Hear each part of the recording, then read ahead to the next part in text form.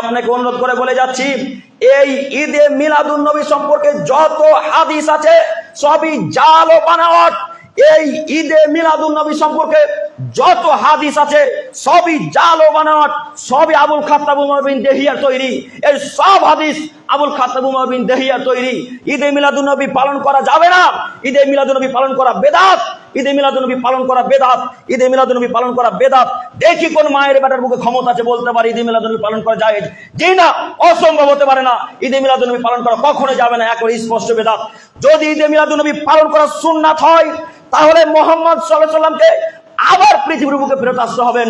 পৃথিবীর বুকে ফেরত এসে আল্লাহ নবী বলবেন, আদমের ছেলে মেয়ে, আমি এই বাক্য বলতে ভুলে গেছিলাম, আমি এই কথা বলতে ভুলে গেছিলাম যে ঈদে মিলাদুন নবী পালন করা যাবে, এই কথা বলতে আমি ভুলে গেছিলাম। আজকে আমি পৃথিবীর বুকে এসে বলে গেলাম ঈদে মিলাদুন নবী পালন করা যাবে। এই বাক্য যদি মুহাম্মদ সাল্লাল্লাহু আলাইহি ওয়াসাল্লাম